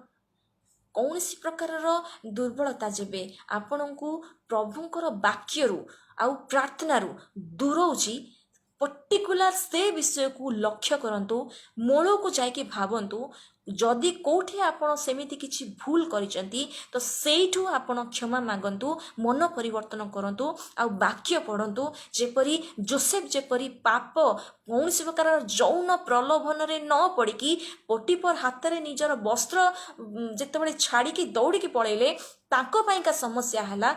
पोटिपर तांको नेकी जेल रे रखी देले किंतु किछि समय परे से बाहरले किंतु से कौनसी पाप रे पड़िलेनी। तांको पाखकु परीक्षा आसिला से ताको बाहर की छाड़ी की दौड़ी की पड़ेले किंतु सलोमन पड़ीगले। जेतबळे दाऊद बेसबा पाखकु गले एटा भी गोटे प्रकार जौन प्रलोभन जहाँकि शैतान थारु आसीताए। से सब बळे ईश्वर आउ मनुष्य भितर जो प्रेमर संपर्क अच्छी जो भक्तिर संपर्क अच्छी जो विश्वासर संपर्क अच्छी प्रेमर संपर्क अच्छी ताको छिन्न करने को चाहिए। बेसबा पाखकु जेतेबळे गले दाऊद सेतेबळे से जानिथिले जे तांकर स्वामी अछि उरिया तांकर स्वामी आउ से उरिया सेई तांकर सेनार जणे कार्यकारी थिले। तो दाऊद बेसबा पाखु गले ताकू गर्भवती करैले तांकर स्वामी की क्षति रे पकेइले ताकू मारिले। एपटे सदाप्रभु जे ताकू देखुचंती एहा से भूली गले। जेतेबळे से जानिले सदाप्रभु तां कहले एहा मंद अटे एहा मंद अटे सेतेबळे से क्षमा मागिले आ से द्वितीय थर ए भूल करि नांती। जेतेबळे पाप आसीबो परीक्षा प्रलोभन आसीबो सेतेबळे एई प्रकार जौन प्रलोभन जेतेबळे आसीबो सेतेबळे परमेश्वर जे आमको देखुचंती एहा भूली जीवा कथा नुहे। Praise the Lord. Praise the Lord. Praise the Lord. Praise the Lord. आमको सब बळे मने रखिया को पड़िबो जे परमेश्वर वाक्य लेखा अछि जे अधम आ उत्तम लोक को निरीक्षण करुचंती से स्वर्ग रे अछंती तांको कर्तृत्व रे सब विषय अछि। प्रथम वंशावली 29:11 लेखा अछि, हे सदाप्रभु महत्व पराक्रम शोभा जय प्रताप तुमर, स्वर्ग और पृथ्वी थिबा समस्त विषय तुमर। प्रथम वंशावली 29:11। Praise the Lord, praise the Lord. कारण स्वर्ग और पृथ्वी थिबा समस्त विषय तुमर, हे सदाप्रभु राज्य तुमर, तुमे सकलर उपरे मस्तक रूपे उन्नत हट। Praise the Lord, praise the Lord. सदाप्रभु सबु विषय को परिष्कार देखंती, जो माने घर भितरे पाप करंती आ जो माने घर बाहरे पाप करंती। तेणु परीक्षा प्रलोभन समय जितेबाला अविश्वास आसूची सेतेबाला भी सदाप्रभु देखुचंती, जितेबाला कल्पना रे खराब मंद आसूची सेतेबाला सदाप्रभु देखुचंती, जितेबाला जौन प्रलोभन आसूची सेतेबाला मध्य सदाप्रभु देखुचंती। तो आकु तुमे जदि पड़े जीवो ताले सेठी पराजित होई जीवो, जदि समर्पित होई जीवो ताले पराजित होई जीवो। सेठी कोन करिवार अछि, सेठी भागी की दौड़ी की पड़े जीवार अछि, से सबु कारण को काढ़ी दबार अछि, जोथि पय का कामना गर्भ धारण करकी गर्भ धारण करुची परीक्षा रे जणे पडुची से कारण को मिटई दबार अछि। Praise the Lord, praise the Lord, praise the Lord, praise the Lord, praise the Lord. हमको सब बेले मुंडरे रखा पड़ो जे मु जीशुंकर, जीशु मोर पाप पाइका प्रायश्चित करिसंती, जीशुंकर प्रायश्चित द्वारा जीशु को विश्वास करथवा द्वारा मोर पाप क्षमा हेछि। एबे मु जीशुंकर ठारे विश्वास करिकी ईश्वरंकर संतान हेछि आ प्रतिज्ञात पवित्र आत्मा को पाइछि। Praise the Lord. एमती आमे देखू जे जेतेबेले आमे विजय लाभ करिथाउ परीक्षा रे आमे जो विजय लाभ करिथाउ केमिति करिथाउ गोटे वाक्य जेमती प्रभु जीशु को विषय देखिबा। प्रभु जीशु किपरि शैतान को कथारे तांकर वाक्य रे विजय हेले एमती 4 रे लेखा अछि। आमे जदि देखू ए विषय ही आमर प्रार्थना हेउ, कारण प्रभु जीशु को आमे आदर्श मानिछु कहीं प्रभु जीशु होचंती ईश्वर को पुत्र परित्राणकर्ता उद्धारकर्ता, से आमान को सबु मंदरु रक्षा करि पारिबे। Praise the Lord. एटी माथ्यू 4 रे लेखा अछि, जेतेबेले परीक्षक कहिले केतेबेले जेतेबेले प्रभु जीशु 40 दिन 40 रात्रि भोकरे थिले आउ आत्मा द्वारा से परीक्षित हेबा पाइका प्रांतर को जाइथिले। पवित्र आत्मा तांको प्रांतर आड़िक नहीं जाइथिले, कारण शैतान जीशु को से समय परीक्षा करिवार थिला। तो शैतान केतेबेले आसे भोकरे थिबा समय आसे, जेतेबेले भोक लागुथुव सेतेबेले शैतान जीशु को परीक्षा कला कोन ना एई पत्थर गुड़ाक रोटी हेबा पाइका आज्ञा दियो। जीशु कहले मनीष केवल रोटी रे बचिबो नाही, मात्र ईश्वर को मुखर निर्गत प्रत्येक वाक्य रे बचिबो। आंसर देले केमिति परीक्षा प्रलोभन को आंसर दबो, शैतान को केमिति आंसर दबो, वाक्य रे आंसर दबो। जदि वाक्य को आमे पढ़ुथुबा, वाक्य को विश्वास करथुबा, वास्तव रे आमो भितरे सेही वाक्य शैतान को आंसर दे पारियो। केमिति भोक समय, अभाव समय, दरिद्रता समय answer they Pario. Praise the Lord. पुन थरे जेतेबेले शैतान प्रभु जीशु को से मंदिर रो छात ऊपर नहीं गला आ कहला तळु को डेई पड़ो, कारण वाक्य रे लेखा अछि जे से दूत मान को पठेई तो मान को रक्षा करिवे। सेठी प्रभु जीशु उत्तर कोन दउचंदी, तुमे प्रभु आपणा ईश्वर को परीक्षा करिवो नाही। Praise the Lord. जो ईश्वर स्वर्ग पृथ्वी सृष्टिकर्ता, जो ईश्वर मनुष्य मान को पुणी थरे फेरी नहीं जावा पाइका जीशु को जगत को पठेले, कारण प्रथम तिमोथी रे लेखा अछि एकमात्र ईश्वर आउ एकमात्र ईश्वर। प्रथम तिमोथी 1:2-5 रे लेखा अछि एक कारण एकमात्र ईश्वर अछंती आ ईश्वर मनुष्य मान को मध्य एकमात्र मध्यस्थ अछंती, से ख्रीष्ट जीशु जणे मनुष्य। से समस्त को मुक्तिर मूल्य स्वरूपे आपना को दान करी यथा समय सेतिर साक्ष्य देई अछंती। एठी साधु पाउलो कहउचंती जे एकमात्र ईश्वर एकमात्र मध्यस्थ से होचंती जीशु, से होचंती जणे व्यक्ति। जदि ईश्वर जीशु को पठेले ଜଗତର ଲୋକମାନଙ୍କୁ ପୁଣି ଥରେ ସନ୍ତାନ କରିକି ନିଜ ପାଖକୁ ନେଇଯିବା ପାଇଁ, ତାହେଲେ ସିଏ ବାକ୍ୟରେ ହିଁ ଆମମାନଙ୍କୁ କଥା କହିବେ। ତାହେଲେ ସେ ଶୈତାନ ଆମକୁ ଆମର ଦୁର୍ବଳତା ଦେଖିକି ଆମ ପାଖକୁ ଆସିବ, କିନ୍ତୁ ଫେରିବ କେତେବେଳେ? ଯେତେବେଳେ ସେ ଆମ ଭିତରେ ଈଶ୍ୱରଙ୍କର ବାକ୍ୟକୁ ଦେଖିବ। ତାହେଲେ ଈଶ୍ୱରଙ୍କ ବାକ୍ୟ ନିଜେ ହେଉଛନ୍ତି ଯୀଶୁ। ପ୍ରେଜ୍ ଦ ଲର୍ଡ, ପ୍ରେଜ୍ ଦ ଲର୍ଡ। ତାହେଲେ ଏଇ ଯେଉଁ ମଧ୍ୟସ୍ଥ ଯୀଶୁଙ୍କ ଦ୍ୱାରା ହିଁ, ବାକ୍ୟ ଦ୍ୱାରା ହିଁ ଆମେ ଶୈତାନକୁ ନା କରିପାରିଥାଉ, ଆମେ ଆଗକୁ ବଢ଼ି ପାରିଥାଉ। ପ୍ରେଜ୍ ଦ ଲର୍ଡ, ପ୍ରେଜ୍ ଦ ଲର୍ଡ। ତାହେଲେ ଏଠି ଯେତେବେଳେ ପ୍ରଭୁ ଯୀଶୁ କହିଲେ ଈଶ୍ୱରଙ୍କୁ ପରୀକ୍ଷା କରିବ ନାହିଁ, ଠିକ୍ ସେମିତି ଆମେ ବି ଆମ ମୁଖରେ କହିବା ଦରକାର ଯେ ମୁଁ ଈଶ୍ୱରଙ୍କୁ ପରୀକ୍ଷା କରିବି ନାହିଁ। ଈଶ୍ୱର ହେଉଛନ୍ତି ଧର୍ମମୟ, ସମୁଦାୟ ପୃଥିବୀରେ ତାହାଙ୍କର ମହିମା ହେଉଛି, ମୁଁ ମଧ୍ୟ ତାଙ୍କର ମହିମା କରିବି। ପ୍ରେଜ୍ ଦ ଲର୍ଡ, ପ୍ରେଜ୍ ଦ ଲର୍ଡ। ପୁଣି ଥରେ ଶୈତାନ କହିଲା ଯେ 8ରେ, ଶୈତାନ ତାହାଙ୍କୁ ଗୋଟିଏ ଅତି ଉଚ୍ଚ ପର୍ବତ ଉପରକୁ ଘେନି ଯାଇ ଜଗତର ସମସ୍ତ ରାଜ୍ୟ ଓ ସେସବୁର ଐଶ୍ୱର୍ଯ୍ୟ ଦେଖାଇ କହିଲା, ତୁମେ ଯେବେ ଆମକୁ ଭୂମିଷ୍ଠ ପ୍ରଣାମ କରିବ, ତେବେ ଆମେ ଏହି ସମସ୍ତ ତୁମକୁ ଦେବା। ତହିଁରେ ଯୀଶୁ କହିଲେ, ଦୂର ଶୈତାନ, କାରଣ ଲେଖା ଅଛି, ତୁମେ ପ୍ରଭୁ ଆପଣା ଈଶ୍ୱରଙ୍କୁ ପ୍ରଣାମ କରିବ, ପୁଣି କେବଳ ତାହାଙ୍କର ଉପାସନା କରିବ। ଏଠି ଶୈତାନ କହୁଛି ଯେ ମୋ ଆଗରେ ମୁଣ୍ଡ ନୁଆଁ, ମୁଁ ତୁମକୁ ପୃଥିବୀର ସମସ୍ତ ଐଶ୍ୱର୍ଯ୍ୟ ଦାନ କରିଦେବି। ଯଦି ଶୈତାନକୁ ନମସ୍ତେ କରିବେ, ମୁଣ୍ଡ ଝୁକାଇବେ, ତାହେଲେ ସେ ଗୋଟେ ରାତିରେ ଆପଣଙ୍କୁ ଧନବାନ କରିଦେବ। କିନ୍ତୁ ଜଗତ ଯେ କ୍ଷୟଶୀଳ, ଜଗତରୁ ଯେଉଁ ସମସ୍ୟା ଆସେ ତାକୁ ମଧ୍ୟ ଜଣେ ଗ୍ରହଣ କରିବ।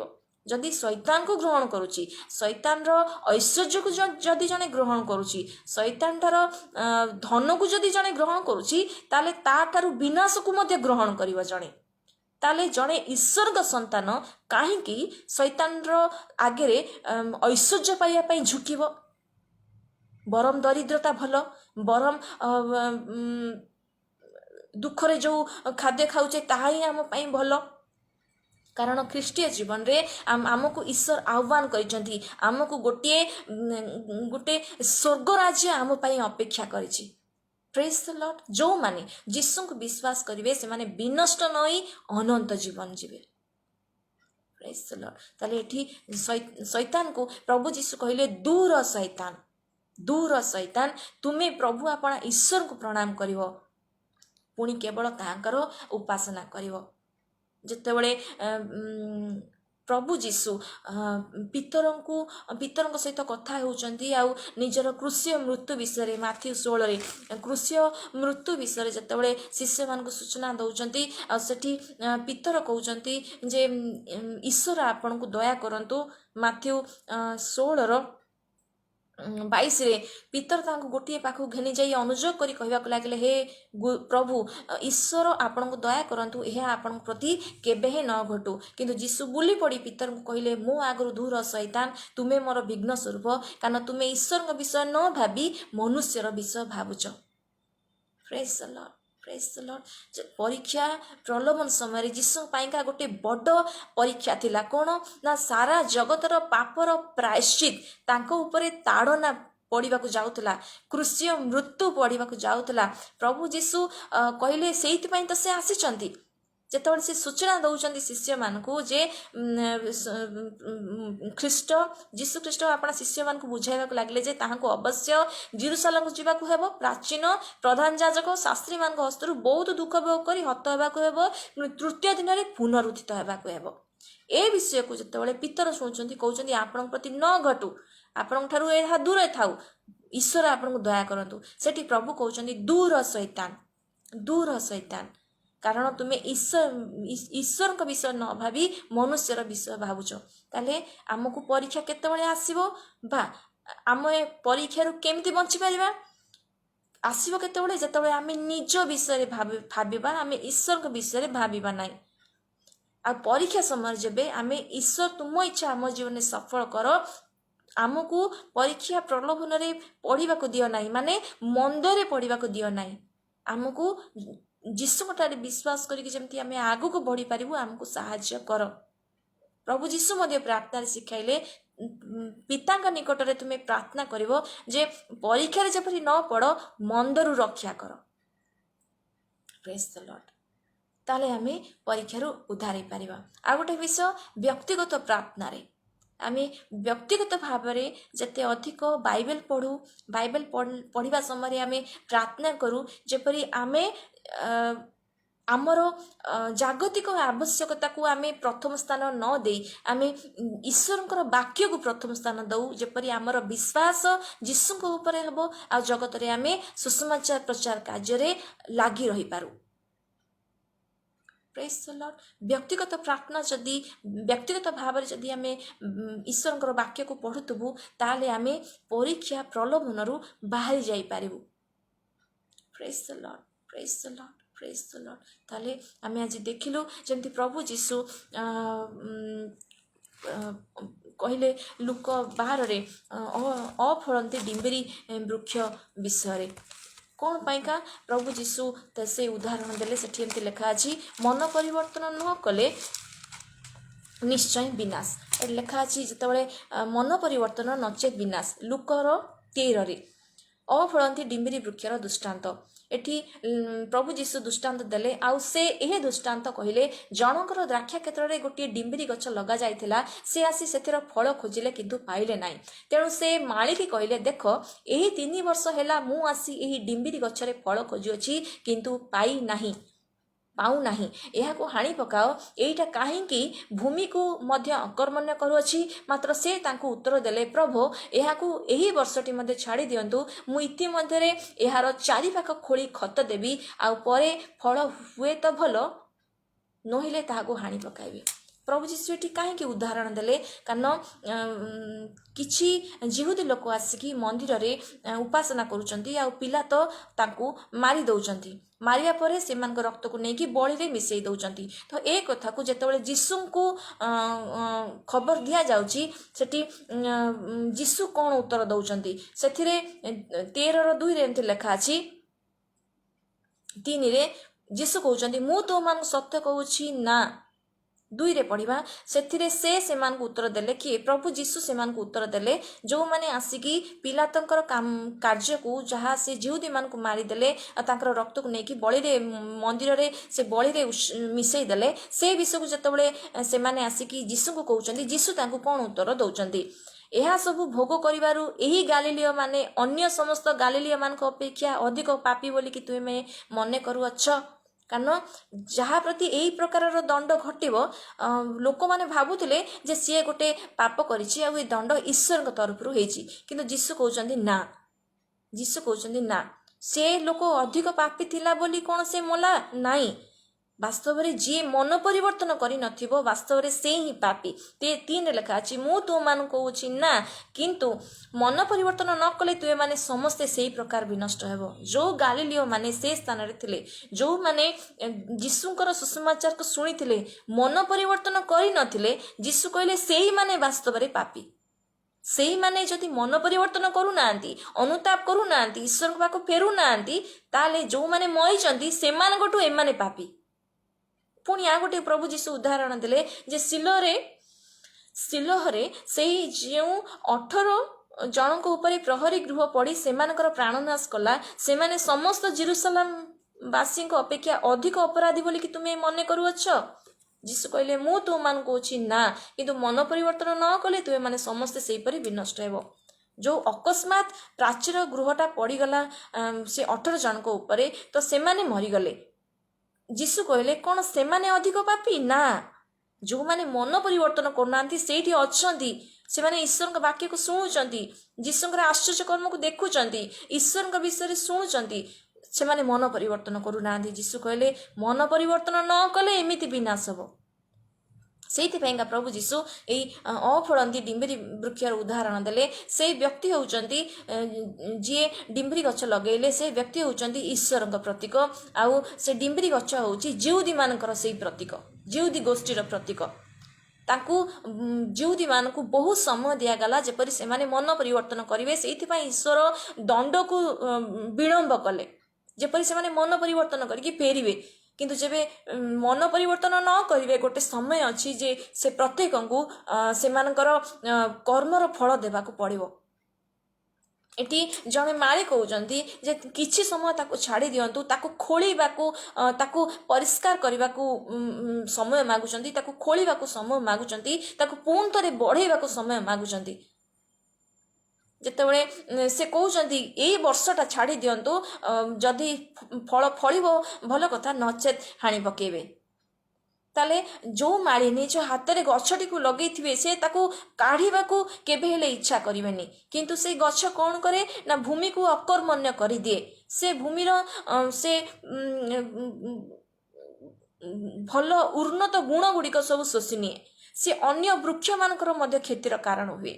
ତ ମନୁଷ୍ୟମାନଙ୍କ କ୍ଷେତ୍ରରେ ମଧ୍ୟ ଜଣେ ଦୁଷ୍ଟ ଯଦି ମନ ପରିବର୍ତ୍ତନ ନ କରୁଛି, ସେ ତାର ମନ୍ଦ କ୍ରିୟା ଯୋଗୁଁ, ମନ୍ଦ ସୋଚ ଯୋଗୁଁ, ମନ୍ଦର କାମ ଯୋଗୁଁ, ମନ୍ଦ କଥା ଯୋଗୁଁ ଅନେକଙ୍କୁ ସେ ବିପଦଗାମୀ କରାଇବେ, ଅନେକଙ୍କୁ ସେ ମନ୍ଦରେ ପକେଇବେ, ଯାହାଦ୍ୱାରା ତାକୁ ହଟେଇ ଦେବା ପାଇଁକା ଏଠି କୁହାଯାଉଛି। କିନ୍ତୁ ଏଇଠି ମାଳି କହୁଛନ୍ତି ନାଇଁ, ତାକୁ କିଛି ସମୟ ଦିଅ ଯେପରି ସେ ମନ ପରିବର୍ତ୍ତନ କରିବ। ଯୀଶୁ ସେଇଥିପାଇଁ ଜଗତକୁ ଆସିଥିଲେ, ଯେପରି ଜଗତର ଲୋକମାନେ ମନ ପରିବର୍ତ୍ତନ କରିବେ ଆଉ ଈଶ୍ୱରଙ୍କ ପ୍ରତି ଫେରିବେ। ଏଠି ଏଫିସିରେ ମଧ୍ୟ ଲେଖା ଅଛି, ଏଫିସି ତାର 1:3 ସାଧୁ ପାଉଲ କହୁଛନ୍ତି, ଆମମାନଙ୍କ ପ୍ରଭୁ ଯୀଶୁ ଖ୍ରୀଷ୍ଟଙ୍କ ଈଶ୍ୱର ଓ ପିତା ଧନ୍ୟ ହୁଅନ୍ତୁ, ସେ ଖ୍ରୀଷ୍ଟଙ୍କଠାରେ ଆମମାନଙ୍କୁ ସମସ୍ତ ଆତ୍ମିକ ଆଶୀର୍ବାଦ ଦ୍ୱାରା ସ୍ୱର୍ଗରେ ଆଶୀର୍ବାଦ କରିଛନ୍ତି। ପ୍ରେଜ୍ ଦ ଲର୍ଡ, ପ୍ରେଜ୍ ଦ ଲର୍ଡ। ଆମମାନେ ଯେଉଁମାନେ ଯୀଶୁଙ୍କୁ ବିଶ୍ୱାସ କରୁଛୁ, ଆମେ ଈଶ୍ୱରଙ୍କ ଦ୍ୱାରା ବଛା ଯାଇଛୁ। ଈଶ୍ୱର ଆମମାନଙ୍କୁ ତାଙ୍କ ଇଚ୍ଛାରେ ତାଙ୍କ ପାଖକୁ ନେଇଛନ୍ତି। ଲେଖା ଅଛି ଆତ୍ମିକ ଆଶୀର୍ବାଦ କ'ଣ ନା ସେ ଆମମାନଙ୍କୁ ମନୋନୀତ କଲେ। ଈଶ୍ୱର ଆମମାନଙ୍କୁ ମନୋନୀତ କଲେ, ସେ ଆମମାନଙ୍କୁ ଗ୍ରହଣ କଲେ। ପୁଣି ଆଉ ଥରେ ଈଶ୍ୱର କ'ଣ କଲେ ନା ଆମକୁ ତାଙ୍କର ପୁତ୍ର କନ୍ୟା କରିବା ପାଇଁକା ଆପଣା ସ୍ୱ ଇଚ୍ଛାରେ, ଲେଖା ଅଛି 5ରେ, ପୁଣି ସେ ଆମମାନଙ୍କୁ ଯୀଶୁ ଖ୍ରୀଷ୍ଟଙ୍କ ଦ୍ୱାରା ଆପଣା ପୁତ୍ର କରିବାକୁ ଆପଣା ସ୍ୱଚ୍ଛନ୍ଦ ଇଚ୍ଛା ଅନୁସାରେ ଆମମାନଙ୍କୁ ପ୍ରେମରେ ପୂର୍ବରୁ ନିରୂପଣ କଲେ। ସେ ଆମମାନଙ୍କୁ ମନୋନୀତ କଲେ, ଆମମାନଙ୍କୁ ନିଜର ପୁତ୍ର କନ୍ୟା କରିବା ପାଇଁକା ଆମମାନଙ୍କୁ ଗ୍ରହଣ ବି କରିଦେଲେ। ପ୍ରେଜ୍ ଦ ଲର୍ଡ। ସେ ଆମମାନଙ୍କୁ ଯୀଶୁଙ୍କ ଦ୍ୱାରା ଆମକୁ ପାପରୁ ମୁକ୍ତି ବି ଦେଲେ। 1:7 ଲେଖା ଅଛି। ପ୍ରେଜ୍ ଦ ଲର୍ଡ। ଆମର ଅପରାଧ ଯୀଶୁଙ୍କଠାରେ ବିଶ୍ୱାସ କରିବା ଦ୍ୱାରା କ୍ଷମା ହେବାକୁ ପାରିଲା। 9ରେ ଲେଖା ଅଛି, ପୂର୍ବରୁ ସଂକଳ୍ପ କରିଥିବା ଆପଣା ମଙ୍ଗଳମୟ ଇଚ୍ଛା ଅନୁସାରେ ସେ ଆମମାନଙ୍କୁ ଆପଣା ଇଚ୍ଛାର ନିଗୂଢ଼ ତତ୍ତ୍ୱ ମଧ୍ୟ ଜ୍ଞାତ କରାଇଲେ। ସେ ନିଗୂଢ଼ ତତ୍ତ୍ୱ କ'ଣ? ଯୀଶୁ ହେଉଛନ୍ତି ସେ ସ୍ୱର୍ଗର ଈଶ୍ୱର, ଯିଏକି ଜଗତକୁ ମନୁଷ୍ୟ ରୂପରେ ଆସିଲେ ଜଗତର ଲୋକମାନଙ୍କର ପାପର ପ୍ରାୟଶ୍ଚିତ କରିବା ପାଇଁ। ଯେଉଁମାନେ ଯୀଶୁଙ୍କୁ ବିଶ୍ୱାସ କରିବେ ସେମାନଙ୍କର ପାପ କ୍ଷମା ହେବ, ସେମାନେ ଈଶ୍ୱରଙ୍କର ସନ୍ତାନ ହେଇଯିବେ। ଏଠି ଆମେ ଯୀଶୁଙ୍କଠାରେ ବିଶ୍ୱାସ କରିକି ଈଶ୍ୱରଙ୍କର ଛୁଆ ହେଇଯାଇଛୁ। ପ୍ରେଜ୍ ଦ ଲର୍ଡ। ତା ସହିତ 1:13 ଲେଖା ଅଛି ଯେ ଆମେ ସ୍ୱର୍ଗର ବାକ୍ୟ ପାଇଛୁ, ସୁସମାଚାର ପାଇଛୁ, ଯାହାଦ୍ୱାରା କି ଆମ ଜୀବନରେ ଆମେ ଈଶ୍ୱରଙ୍କୁ ଦେଖିନାହୁଁ। ଆମେ କେହି କେବେ ହେଲେ ଈଶ୍ୱରଙ୍କୁ ଦେଖିନାହାନ୍ତି, କିନ୍ତୁ ଯୀଶୁ ଆସିଲେ ଈଶ୍ୱରଙ୍କ ପରିଚୟ ଦେଲେ। ଆଉ ଯୀଶୁ ହେଉଛନ୍ତି ଏଇ ସୁସମାଚାର। ପ୍ରେଜ୍ ଦ ଲର୍ଡ। ସୁସମାଚାର ଶୁଣିବା ଦ୍ୱାରା ଆମେ ବିଶ୍ୱାସ କରିବାକୁ ପାରିଲୁ। ବିଶ୍ୱାସ ଦ୍ୱାରା ସୁସମାଚାର ଶୁଣିବା ଯୋଗୁଁ ବିଶ୍ୱାସ ମାଧ୍ୟମରେ ଆମେ ପବିତ୍ର ଆତ୍ମାକୁ ପାଇଲୁ। ଏ ପବିତ୍ର ଆତ୍ମା ହେଉଛନ୍ତି ପ୍ରତିଜ୍ଞାତ ପବିତ୍ର ଆତ୍ମା। ଆଉ ପବିତ୍ର ଆତ୍ମା ଆମକୁ ବଇନା, ଲେଖା ଅଛି 13ରେ, ତାହାଙ୍କଠାରେ ତୁମେମାନେ ସୁଦ୍ଧା ସତ୍ୟ ବାକ୍ୟ ଅର୍ଥାତ୍ ତୁମମାନଙ୍କ ପରିତ୍ରାଣର ସୁସମାଚାର ଶୁଣି ବିଶ୍ୱାସ କରି ପ୍ରତିଜ୍ଞାତ ପବିତ୍ର ଆତ୍ମାଙ୍କ ଦ୍ୱାରା ମଧ୍ୟ ମୁଦ୍ରାଙ୍କିତ ହୋଇଅଛ। ଏହି ପବିତ୍ର ଆତ୍ମା ହେଉଛନ୍ତି ଈଶ୍ୱର ଆମମାନଙ୍କର ବଇନା ସ୍ୱରୂପ। ଈଶ୍ୱରଙ୍କର ଗୌରବର ପ୍ରଶଂସା ନିମନ୍ତେ ତାହାଙ୍କ ନିଜସ୍ୱର ମୁକ୍ତି ଉଦ୍ଦେଶ୍ୟରେ ସେ ଆମମାନଙ୍କ ଅଧିକାରର ବଇନା ସ୍ୱରୂପ। ପବିତ୍ର ଆତ୍ମା ହେଉଛନ୍ତି ଆମମାନଙ୍କର ଅଧିକାରର ବଇନା ସ୍ୱରୂପ। ପ୍ରେଜ୍ ଦ ଲର୍ଡ, ପ୍ରେଜ୍ ଦ ଲର୍ଡ। ଏହା ହିଁ ସ୍ୱର୍ଗର ଆଶୀର୍ବାଦ। ଯୀଶୁଙ୍କ ଠାରେ ଯେଉଁମାନେ ବିଶ୍ୱାସ କରିବେ, ସୁସମାଚାର ଶୁଣିକି ଯେଉଁମାନେ ବିଶ୍ୱାସ କରିବେ, ଶୁଣିବା ହେତୁ ବିଶ୍ୱାସ ମାଧ୍ୟମରେ ସେମାନେ ପବିତ୍ର ଆତ୍ମାକୁ ପାଇବେ। ଆଉ ପବିତ୍ର ଆତ୍ମା ଆମକୁ ଯୀଶୁଙ୍କ ସହିତ ଲାଗି ରହିବା ପାଇଁକା ସାହାଯ୍ୟ କରିବେ। ପ୍ରେଜ୍ ଦ ଲର୍ଡ। ତାହେଲେ ଯାଇ ଯେଉଁମାନେ ଯୀଶୁଙ୍କୁ ବିଶ୍ୱାସ କରିବେ ସେଇମାନେ ହିଁ ପରୀକ୍ଷା ପ୍ରଲୋଭନକୁ ଚିହ୍ନି ପାରିବେ ବାକ୍ୟରୁ। ଆଉ କେମିତି ବାହାରିବେ? ସେମାନେ ଯୀଶୁଙ୍କ ଠାରେ ଏଠି ଲେଖା ଅଛି ବ୍ୟକ୍ତିଗତ ପ୍ରାର୍ଥନା କଲେ ସେମାନେ ଯେତେବେଳେ ଈଶ୍ୱରଙ୍କ ସହିତ ସମୟ ବିତେଇବେ, ବାକ୍ୟ ସହିତ ସମୟ ବିତେଇବେ, ଯୀଶୁଙ୍କ ଉପରେ ବିଶ୍ୱାସ ସେମାନଙ୍କର ବଢ଼ିବ ଆଉ ସେମାନେ ପରୀକ୍ଷାରୁ ବାହାରି ପାରିବେ। ପ୍ରେଜ୍ ଦ ଲର୍ଡ, ପ୍ରେଜ୍ ଦ ଲର୍ଡ, ପ୍ରେଜ୍ ଦ ଲର୍ଡ। ଆମ ଜୀବନର ସାକ୍ଷ୍ୟ ଆଉ ସେ ସମୟର ବାକ୍ୟ ଆମକୁ ଜଗତରେ ପ୍ରଚାର କରିବାର ଅଛି, ଆମକୁ କହିବାର ଅଛି ଆମ ଜୀବନରେ ଶୈତାନ କାମ କେମିତି କରେ। ଅନ୍ୟ ଲୋକମାନଙ୍କ ଦ୍ୱାରା, ଈର୍ଷା ଦ୍ୱାରା, ବିଭିନ୍ନ ପ୍ରକାରର କୁ ଅଭିଳାଷରେ ଆମମାନଙ୍କୁ ପକେଇବା ଦ୍ୱାରା, ଧନ ଦ୍ୱାରା, ଦରିଦ୍ରତା ଦ୍ୱାରା। କିନ୍ତୁ ଈଶ୍ୱରଙ୍କ ବାକ୍ୟ ଯେତେବେଳେ ଆମେ ପଢ଼ିଥାଉ, ଯୀଶୁଙ୍କ ଉପରେ ବିଶ୍ୱାସ ଆମର ମଜବୁତ ହେଇଥାଏ ଆଉ ଆମକୁ ଆଗକୁ ବଢ଼େଇବା ପାଇଁ ସାହାଯ୍ୟ ହେଇଥାଏ। ଏଇ ଅଫଳନ୍ତି ଗଛ ଯଦି ତାକୁ କଟାଯିବା ପାଇଁକା ପ୍ରସ୍ତୁତ ଅଛି, ତାକୁ ମାଳି କହିଲେ ଖୋଳିବା ପାଇଁକା ମୋତେ ଗୋଟେ ସମୟ ଦିଅ, ତାକୁ ବଢ଼େଇବା ପାଇଁକା ମୋତେ ଆଉ ଗୋଟେ ବର୍ଷ ସମୟ ଦିଅ। ଆମକୁ କେତେ ଦିନ ଆମ ପାଖରେ ସମୟ ଅଛି ଆମେ ଜାଣିନେ। ଆମେ ଜଗତରେ ଅଛେ, କେତେ ଦିନ ଆମେ ଅଛେ, ଯେତେ ଦିନ ବି ଆମେ ଅଛେ, ଆମେ ଯେମିତି ଯୀଶୁଙ୍କୁ ବିଶ୍ୱାସ କରିକି ଆଗକୁ ବଢ଼ି ପାରୁଥିବା, ସେଇଥିପାଇଁକା ଆମେ ଈଶ୍ୱରଙ୍କ ବାକ୍ୟ ପ୍ରତି ଧ୍ୟାନ ଦେବା, ଈଶ୍ୱରଙ୍କ ବାକ୍ୟ ଶୁଣିବା। ଈଶ୍ୱରଙ୍କ ବାକ୍ୟ ପ୍ରତି ଯେତେବେଳେ ଆମର ବିଶ୍ୱାସ ବଢ଼ିବ, ସେତେବେଳେ ଆମେ ପରୀକ୍ଷା ପ୍ରଲୋଭନରେ ଏମିତି ପଡ଼ିଯିବାନି। ଯେମିତି ଯୋସେଫ ବାହାରିକି ପଳେଇଗଲେ ଯୌନ ପ୍ରଲୋଭନରୁ, ସେ ବଞ୍ଚିଗଲେ, ନିର୍ଦ୍ଦୋଷ ହେଲେ ଈଶ୍ୱରଙ୍କ ସାକ୍ଷାତରେ। କିନ୍ତୁ ସଲୋମନ ପଡ଼ିଗଲେ, ଦାଉଦ ପଡ଼ିଗଲେ। ପ୍ରେଜ୍ ଦ ଲର୍ଡ। ଅବ୍ରାହମ ଆଜ୍ଞାବହ ହେଲେ ଆଉ ଈଶ୍ୱରଙ୍କ ଠାରେ ତାହା ସନ୍ତୁଷ୍ଟର ବିଷୟ ହେଲା। ଈଶ୍ୱର ତାଙ୍କର ଛୁଆମାନଙ୍କୁ ଆକାଶର ତାରା ପରି, ସମୁଦ୍ରର ବାଲି ପରିକା ବୃଦ୍ଧି କଲେ। ପ୍ରେଜ୍ ଦ ଲର୍ଡ, ପ୍ରେଜ୍ ଦ ଲର୍ଡ, ପ୍ରେଜ୍ ଦ ଲର୍ଡ। ବିଶ୍ୱାସ କରୁଛି ତାଙ୍କର ବାକ୍ୟ ଆମ ଜୀବନରେ କାର୍ଯ୍ୟ କରିଛନ୍ତି। ଆମେ ପ୍ରାର୍ଥନା ରଖୁ ଯେମିତି ପ୍ରଭୁ ଯୀଶୁ ଉତ୍ତର ଦେଲେ ଶୈତାନକୁ ଯେ ତୁମେ ଆପଣା ଈଶ୍ୱରଙ୍କୁ ପରୀକ୍ଷା କରିବ ନାହିଁ, ତୁମେ ଆପଣା ଈଶ୍ୱରଙ୍କର ଉପାସନା କରିବ। ଆମେ ଯେତେବେଳେ ମାନିଥାଉ ଯେ ଈଶ୍ୱର ଆମ ସପକ୍ଷ ଅଛନ୍ତି, ପବିତ୍ର ଆତ୍ମା ଆମ ସହିତ ଅଛନ୍ତି, ସେ କହିଛନ୍ତି ଯେ ତୁମେ ଭୟ କର ନାହିଁ। ଯୀଶୁଙ୍କ ଉପରେ ବିଶ୍ୱାସ କରିବା ପାଇଁ ଆମକୁ ପବିତ୍ର ଆତ୍ମାଙ୍କୁ ଦିଆଯାଇଛି। ମୁଁ ବିଶ୍ୱାସ କରୁଛି ପ୍ରଭୁ ଆପଣମାନଙ୍କୁ କଥା କହିଛନ୍ତି। ଆପଣମାନେ ଯେବେ ଏହି ବାକ୍ୟରେ ଉପକୃତ ହେଇଥିବେ ତାହେଲେ ମୋତେ କମେଣ୍ଟରେ କହିବେ, ଯେପରି ଏ ବାକ୍ୟ ଆମେ ମିଶିକି ପ୍ରଭୁଙ୍କ ଗୌରବ ପାଇଁକା ଧନ୍ୟବାଦ ଦେବା, ଯେପରି ପ୍ରଭୁ ଯୀଶୁଙ୍କ ନାମରେ ଈଶ୍ୱରଙ୍କର ବଡ଼ାଇ ହେଇପାରିବ ଆଉ ପରୀକ୍ଷା ପ୍ରଲୋଭନ ସମୟରେ ଆମେ ଉତ୍ତୀର୍ଣ୍ଣ ହେଇକି ଆଗକୁ ବଢ଼ିପାରୁଥିବା। ପ୍ରେଜ୍ ଦ ଲର୍ଡ। ବିଶ୍ୱାସ କରୁଛି ପ୍ରଭୁ ଆପଣମାନଙ୍କୁ ଆଶୀର୍ବାଦ କରିଛନ୍ତି। ଆସନ୍ତୁ ପ୍ରାର୍ଥନା କରିବା। ସ୍ୱର୍ଗୀୟ ପିତା, ମୁଁ ବିଶ୍ୱାସ କରୁଛି ତୁମେ ଆମମାନଙ୍କୁ କଥା କହିଛ। ଯେଉଁମାନେ ଆଜି ଶୁଣିଛନ୍ତି ବାକ୍ୟ ଆଉ ଯେଉଁମାନେ ଆଗାମୀ ସମୟରେ ଶୁଣିବେ, ସେ ପ୍ରତ୍ୟେକଙ୍କୁ ଆଶୀର୍ବାଦ କର। ପରୀକ୍ଷା ପ୍ରଲୋଭନ ସମୟରେ ଆମେ ନ ପଡ଼ିଯାଇ, ପରାଜିତ ନ ହେଇଯାଇ ଆଗକୁ ବଢ଼ିପାରିବୁ, ତୁମେ ଆମମାନଙ୍କୁ ସାହାଯ୍ୟ କର। ଯେପରି ଆମେ ତୁମର ଗୌରବର କାରଣ ହେଇପାରିବୁ, ଆମେ ତୁମର ପ୍ରଶଂସାର କାରଣ ହେଇପାରିବୁ। ତୁମର ଆଗମନ ସମୟରେ ଆମେ ତୁମର ସେ ଯୋଗ୍ୟ ସନ୍ତାନ ପରି ଥିବୁ, ଯାହାକୁ ତୁମେ ଆସିକି ଆମକୁ ନେଇଯିବ।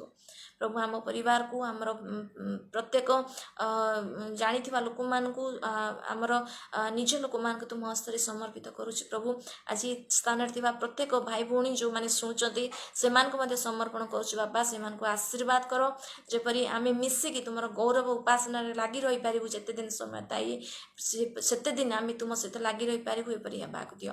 ଯାହା ମାଗିଲୁ ତା ଦେଲ ବୋଲି ବିଶ୍ୱାସ କରି ପ୍ରଭୁ ଯୀଶୁ ଖ୍ରୀଷ୍ଟଙ୍କ ନାମରେ ପ୍ରାର୍ଥନା ମାଗୁଛି, ଆମେନ୍। ପ୍ରେଜ୍ ଦ ଲର୍ଡ। ବିଶ୍ୱାସ କରୁଛି ପ୍ରଭୁ ଆପଣମାନଙ୍କୁ ଆଶୀର୍ବାଦ କରିଛନ୍ତି। ଆଗାମୀ ରବିବାରରେ ମଧ୍ୟ ଆମେ ଯୋଗ ଦେବା, ଯେପରି ପ୍ରଭୁଙ୍କ ଗୌରବ ହେଇପାରିବ। ନମସ୍କାର। ପ୍ରେଜ୍ ଦ ଲର୍ଡ।